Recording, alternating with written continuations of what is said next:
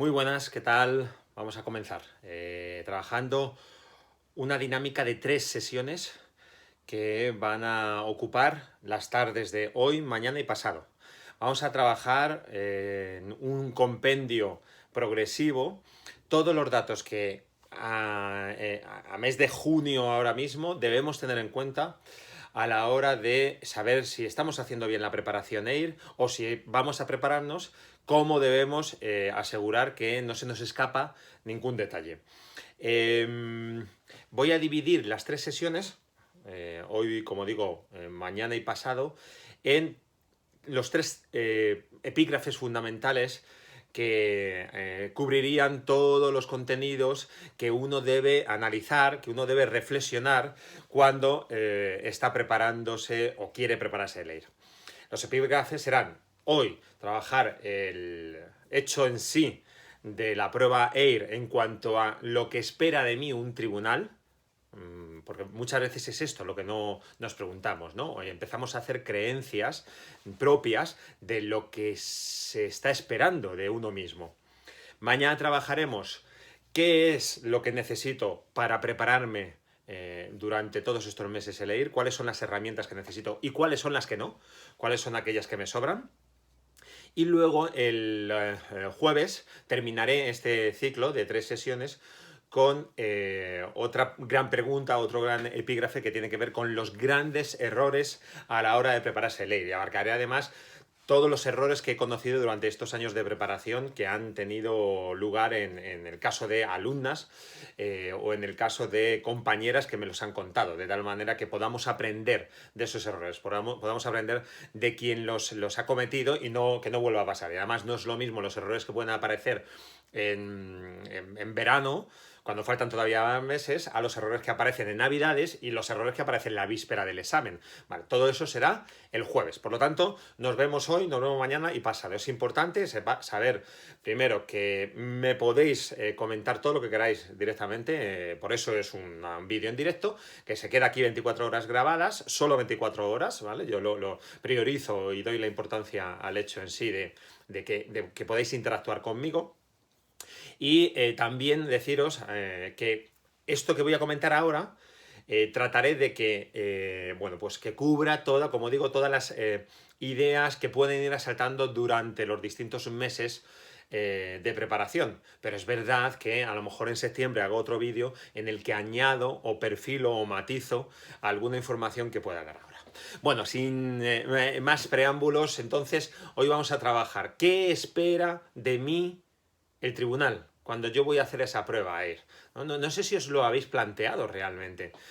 ¿Os habéis preguntado cuando se junta un grupo de expertos dirigidos por un presidente de ese tribunal y deciden qué preguntas tienen que hacer, qué temática, de qué manera, cuando deciden si ya empiezan a poner imágenes, cuántas imágenes van a poner y deciden la dificultad? ¿Os habéis preguntado por qué deciden eso y cómo lo hacen? Esto quizás sea interesante saberlo, primero para quitarle importancia, porque no es tan misterioso, ni tiene tanto halo de inalcanzable aquel grupo, imposible de saber qué están pensando, como a veces nosotros creemos, ¿no? Es un grupo de expertos, es verdad, normalmente expertos, que de determinadas áreas que van a ir elaborando una serie de preguntas. No siempre son todos los expertos que debieran, y a la vista está en cuanto a la forma en la que enuncian algunas preguntas, esto es lo que los delata, pero sí que es verdad que el presidente o la presidenta va a intentar elegir a determinadas personas que de alguna manera en su currículum académico o laboral pues han mostrado cierta expertise en cada uno de los contenidos. Haceros una idea de que el promedio actualmente de miembros de un tribunal que está preparando las preguntas de EIR puede rondar los 400. No sé si este dato lo conocíais. Hay 400 personas, 400 enfermeras, vamos a decir. Es fácil que pueda haber algún médico, es fácil que pueda haber algún abogado y que no sean enfermeras, que están elaborando las preguntas a las que vosotras os vais a presentar. Entonces, eso me está saliendo que aunque hiciera una pregunta por persona, me están sobrando preguntas. Bueno, pues es que no solamente es así. Hay 400 personas y cada una de esas personas va a elaborar un promedio de 9 preguntas. Esto significa, redondeando, que de repente el presidente se va a encontrar con 4.000 preguntas elaboradas para extraer de ahí 185 para vuestra oír. Esto ya os empieza a quizás evidenciar lo difícil que es primero saber qué preguntas van a caer. Evidentemente es algo que haya algún tipo de filtro, ¿no? Alguna filtración, que eso sería muy arriesgado y que normalmente no suele pasar, más últimamente, ¿no? Ha pasado, en la historia de Leira ha habido filtros, porque al final a veces es inevitable no cuidar esto, ¿no? Cuando el gremio al fin y al cabo no es tan amplio, ¿no? A efectos de conocidos. Algún día os contaré, haré un vídeo contándoos anécdotas sobre esto, ¿no? Sobre los filtros que ha habido en la historia del aire. En cualquier caso, los filtros no son de todo el examen, jamás ha pasado esto, pero sí de algunas preguntas ha habido. Fijaros, 4.000 preguntas para de ahí extraer 185. A cada uno de los miembros del tribunal le van a pedir en torno, como digo, 9 preguntas, de tal manera que las dividan en 3 tercios. Un tercio con preguntas que consideran que van a ser de muy difícil resolución, otro tercio con preguntas de resolución intermedia y otro tercio con resolución fácil. Fijaros que esto implica que el examen podría ser fácil. Si me cogen el tercio de cada uno de los miembros del tribunal que consideran que es fácil, pues perfectamente podría ser fácil o podría ser intratable, ¿no? Bueno, la decisión de todas esas preguntas, cogerlas aleatoriamente en los distintos grupos de dificultad, al final se tiene en cuenta por parte del tribunal y se está haciendo últimamente a través de una empresa externa. O sea, que imaginaos hasta qué punto vuelve a ser difícil poder acertar las preguntas, poder saber cuáles son las preguntas. Aunque yo tuviera una amiga íntima enfermera a la que le han pedido que haga sus 9 preguntas de ginecología o de obstetricia, y ella me las contara a mí, luego no sabemos qué preguntas de esas 9 van a coger. Por lo tanto, a lo mejor al final acertaría una o dos, si son las que cogen, porque no van a coger las 9. Y no tiene por qué ser de ella, dado que recordad que tenemos a 400 personas. Hay más gente que está haciendo preguntas de obstetricia. De tal manera que eso permite una amplia población, o si queréis, una amplia muestra, de tal forma que se va evitando este tipo de filtraciones. El caso es que también esto hace que, al ser una amplia muestra, pues no todo el mundo tenga el mismo cuidado, la misma prudencia a la hora de elaborar las preguntas, de tal forma que la cuestión de la impugnación, o mejor dicho, de la anulación, es frecuente, pues porque hay algún desliz o algún descuido a la hora de denunciarlas. Es entonces, por tanto, el presidente al que al final va a terminar decidiendo, bueno, pues qué preguntas entran en el bombo, por decirlo así, y luego, como digo, últimamente ya se le pide a una empresa externa que aleatoriamente coja las preguntas. Claro, esa empresa externa no tiene ni por qué dedicarse al ámbito sanitario, por lo tanto, imaginaos hasta qué punto a veces aparecen preguntas medio absurdas, un poco insensatas, un poco inesperadas. Es que nadie del gremio tiene por qué estar filtrando eso. Es decir, una persona que va a ser especialista, una enfermera que va a ser especialista, no tendría por qué saber los decibelios que genera el ruido de un helicóptero, por ejemplo, ¿no? Una pregunta tradicional. Bien, pero es que eso no lo filtran. Es decir, al contrario, si lo filtra alguien que es un ingeniero de una empresa y le resulta interesante, pues precisamente a lo mejor va y esa es la que considera más oportuna, ¿no? O más curiosa. Bien. ¿Qué sucede? Que lo que al tribunal le preocupa, realmente lo que más le preocupa, de hecho es algo que debe generarles bastante inquietud, y lo digo totalmente en serio, no soy irónico, deben pasarlo mal hasta que todo va bien. De hecho, he tenido la posibilidad de estar cerca de presidente de tribunal y el día del examen están francamente nerviosos porque todo vaya bien. Lo que digo es que lo que les preocupa es que las preguntas no sean impugnadas, ¿vale? Que no se anulen en la medida posible, porque al final además solamente hay 10 de reserva, por lo tanto sería un desastre que haya más anuladas que las de reserva. Entonces empezaríamos a contar a partir de 174, si tenemos que coger una de las 175 primeras, y así sucesivamente. Ha habido un caso de una oposición para médicos de familia en la Comunidad de Madrid. De hecho, si no me equivoco, creo que es la última oposición que hubo de este gremio en la Comunidad de Madrid, en la que había 100 preguntas en el examen más 10 de reserva, y se anularon 14 preguntas. Por lo tanto, estamos hablando de que al final el examen se corrigió en base a 96 preguntas, porque hubo 4 que no pudieron ser sustituidas por las de reserva. Eso es desastroso, ¿no? Al final, imaginaros que son 4, ¿qué 4 me quitas, no? Las anuladas, si son 4 que tengo bien, pues imaginaros 4 puntos menos, ¿no? Esto puede pasar. El promedio ahora mismo de preguntas anuladas en el EIR está entre 3 y 5. ¿Por qué entre 3 y 5? Ojo, porque es que ha habido exámenes en las que se han llevado las 10 por medio, horribles, y hay exámenes en las que ha habido 1 o 2 anuladas, ¿no? Entonces, pero sabemos que las 3 primeras, ojalá las tengamos bien si las hemos contestado, que eso es otra cosa, porque las 3 primeras reservas normalmente entran en el saco, dado que es fácil que haya 3 preguntas anuladas. Esto es algo que les preocupa, pero todavía les preocupa más, y lo que digo que verdaderamente deben estar muy forzados, el hecho de que al final haya personas que sacan un 10. Es decir, personas que aciertan todas las preguntas, aunque sea aleatoriamente algunas. Peor aún, que haya más personas con un 10 que plazas se hayan ofertado para residencias. Eso sería desastroso. Eso sí que sale en las noticias del mundo entero, porque esas plazas que se han ofertado están presupuestadas en los presupuestos generales del Estado. Es un dinero que se va a pagar durante 2 años a un residente a través de contrato laboral. Y es ese dinero y punto. Y ahora si tengo yo a 200 personas más, o a 2, me da igual, que tengo que pagarles un sueldo durante 2 años que no se ha aprobado por el gobierno, sin embargo, una persona con una plaza gana cualquier juicio. Ante eso, te tienen que dar la plaza sí o sí. Por lo tanto, es un problema que les preocupa y esto motiva que el examen sea al final tan difícil. Es que tiene que haber ese filtro.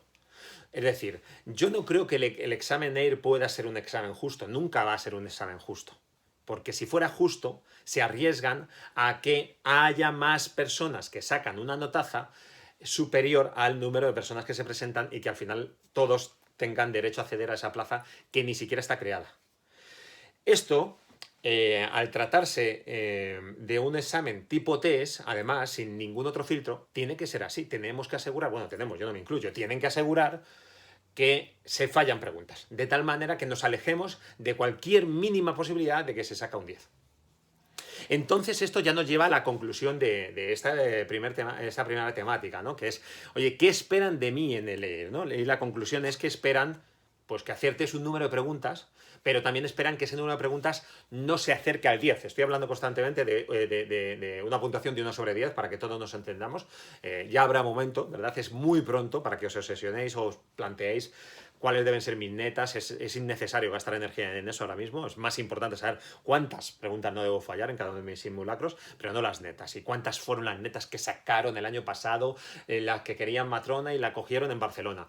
Ese dato, aparte de impredecible este año, porque no tiene por qué marcar tendencia, pero es algo que si uno lo piensa, después de haber sacado el mejor examen que tenga. ¿Cómo se estudia para sacar un examen para una neta u otra? Lo estudias para sacar la mejor nota. Y ya está. Y luego ya cuando hayas hecho el examen empiezas a hacer tus elucubraciones, que seguirán siéndolo, porque uno nunca sabe, pero ahí ya sí vas valorando para hacer tu listado. Entonces, hablando sobre 10, como digo, el hecho es que lo que ellos quieren es que aciertes preguntas, pero que no aciertes todas. Y eso se relaciona con la creencia errónea de que parece a veces que lo que quieren en el EIR es que demostrar que yo sé muchísimo. Esto os lo decís muchas veces, vosotras mismas os lo planteáis. Es que a veces uno se siente mal porque cree que si no saca plaza es que es menos que otro, es que es peor enfermera, es que sé menos. Eso es absolutamente erróneo y no deberíais machacaros con eso, ni siquiera plantearlo. Porque no es un contenido específico el que tenéis que estudiaros y el que os van a evaluar. Es decir, no están esperando de vosotras conocimientos. En el EIR no quieren ver cuánto sabéis, ¿vale? El tribunal, en vuestro examen EIR, podéis pensar que lo que están evaluando son los conocimientos. Esto es lo que creéis. Oye, cuanto más estudie, más sé, y por tanto más conocimientos tengo, y por tanto más posibilidad de sacarlo. Eso es erróneo. Ellos no van a medir el conocimiento porque con este tipo de test es imposible medir eso. Dado que, primero, ya habéis visto el algoritmo, ya habéis visto las probabilidades que hay de que pregunten algo que yo me he estudiado o que no me he estudiado, que soy experto, que no soy experto, que conozco, que no conozco. son mínimas al azar. Y además, no solamente eso, sino que, es que la persona que está poniendo la pregunta puede estar sacando la información de un documento que yo jamás me he estudiado, que no conozco, de tal manera que no están midiendo mis conocimientos. Lo único que le preocupa al tribunal del examen es cuántas preguntas eres capaz de responder. Con o sin conocimientos. Insisto, con o sin conocimientos. No son los conocimientos, son cuántas preguntas. ¿Cuántas preguntas soy capaz de responder?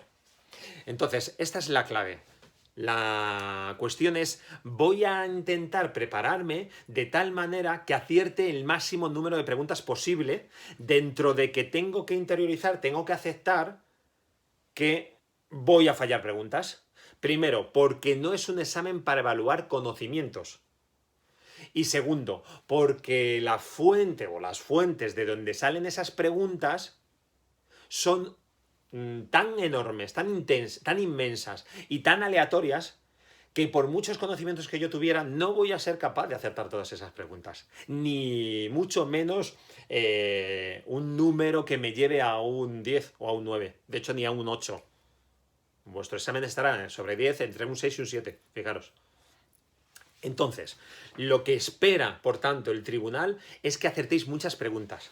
Esto me lleva a otra conclusión.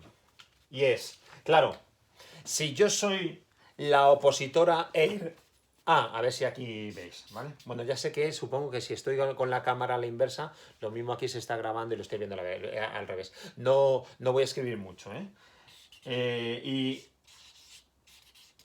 y yo soy y otra persona es la opositora B, y ambos estudiamos muchísimo creyendo que la persona que saca el aire es que sabe un montón, es que tiene muchos conocimientos, esa creencia errónea sobre esto. Puede suceder que al final estéis las dos en igualdad, en una gráfica, en igualdad de conocimientos. Ambas estáis aquí, en este punto de conocimientos. Hasta ahí vais a llegar. Bien, entonces ante igualdad de conocimientos, ¿ya tengo que luchar contra ella? No, no solo. El examen EIR va a tener una exigencia que va a ir por aquí, es decir, va a haber preguntas que incluso A y B, que son las personas que más han estudiado este EIR, no llegan aquí. Como digo, está entre un 6 y un 7 la nota sobre 10 que se está sacando en las primeras plazas. Por lo tanto, no llegan ni siquiera las que más han estudiado. Entonces, ¿por qué A saca al final una plaza mejor que B o B mejor que A? Porque terminan contestando preguntas que no se saben. ¿Y por qué a veces vemos que hay otra alumna que es C, que en conocimientos yo tenía claro que sabía menos que yo? No sé, por los simulacros lo he visto, por cómo se defendía en las evaluaciones. Y sin embargo, al final ha sacado mejor plaza que yo. ¿Por qué hay gente que saca mejor plaza y ha estudiado en casa sin academias? Hay gente que saca mejor plaza y ha estudiado en la academia X. Hay gente que saca mejor plaza y ha estudiado en la academia Y. Hay gente que saca mejor plaza y lleva 3 años estudiando. Y hay gente que saca mejor plaza y lleva un solo año estudiando. ¿Por qué? Porque el nivel de conocimientos máximo tiene un límite.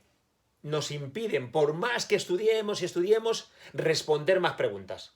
Te van a permitir responder unas cuantas, y las demás, por mucho que estudies, no te las vas a saber. Esa es la capacidad que tiene el tribunal. No exigirte conocimientos, te exigen responder número de preguntas. Por lo tanto, recordad que al final, incluso la que ha estudiado un poco menos y tiene menos conocimientos, si es capaz de hacer una adecuada estrategia de examen y arriesgarse a las preguntas que debe hacer, terminará sacando mejor puntuación con menos conocimientos. Y esto tiene que ver, y con esto termino la sesión de hoy y la continúo mañana con, como dije, ¿no? Mañana tocaría las herramientas que sí y las que no necesito para llevar a cabo esto, ya teniendo en cuenta que lo que necesito es aceptar preguntas. A ver. Que esto se me está yendo. Ahora, que parecía que se iba, yo creo que está la conexión. Ahora sí. ¿Vale? Entonces, ahí estamos. Termino con la siguiente idea. Y es, claro, si yo tengo que responder un número de preguntas determinado que van más allá de lo que yo he estudiado, os lo garantizo. Y podéis invitar, o alguna de vosotras podéis solicitar entrada, como ya vengo haciendo desde hace tiempo, que podéis solicitar la entrada a este directo, os comparto y entraríais y comentamos, incluso en directo me preguntáis o podéis escribir. Pero en cualquier caso, alguien que me pueda decir, oye, es que yo he sacado plaza sin estudiar. No, eso jamás podrá ser verdadero. Eso es falso, porque el factor de corrección es imposible con los datos que os estoy dando.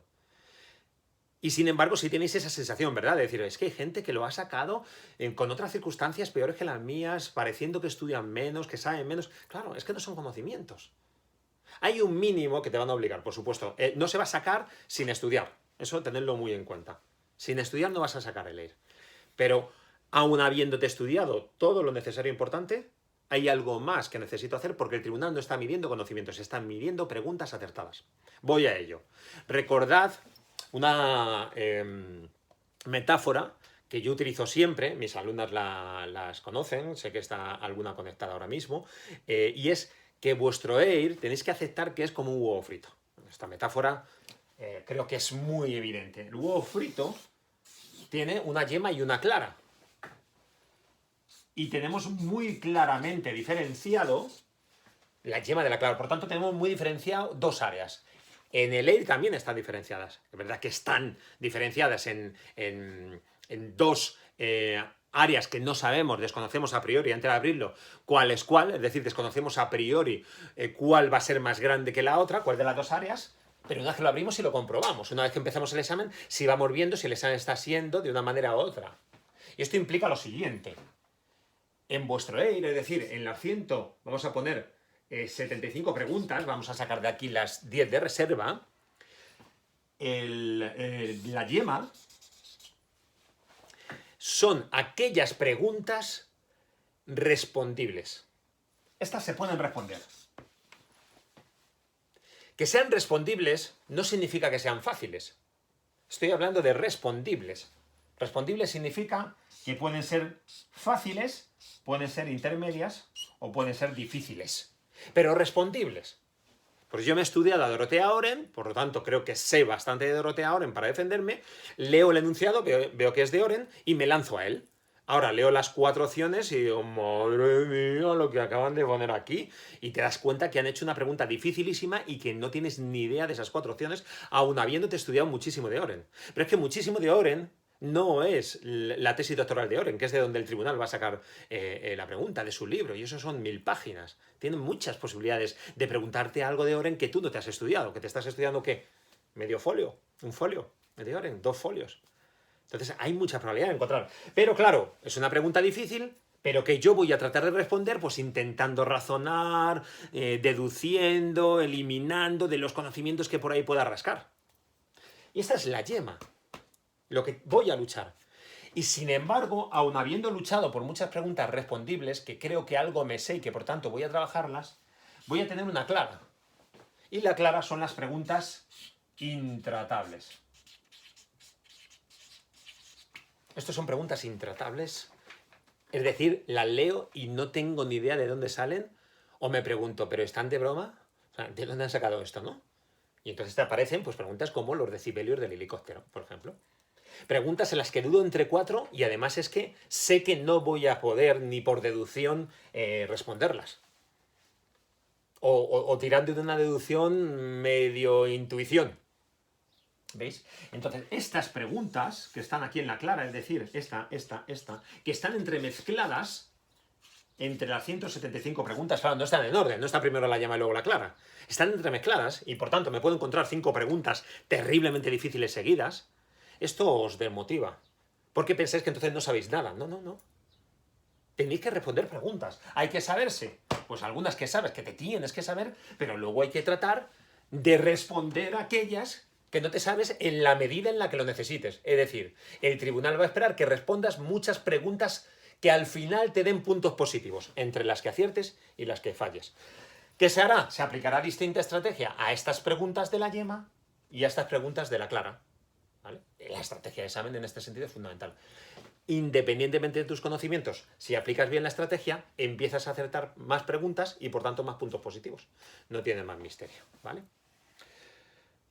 Bueno, pues con esto ya yo creo que, a ver, parece que han solicitado, creo, vamos a ver si se conecta alguien, me podéis preguntar también lo que necesitéis sobre esta parte. Como digo, mañana trabajaré entonces cuáles son las herramientas que en todo el santo año voy a necesitar y cuáles no. Y pasado mañana trabajaré cuáles son los errores que no debo cometer. ¿Vale? ¿Cuáles son los errores quizás imperdonables a la hora de prepararme el EIR? ¿No?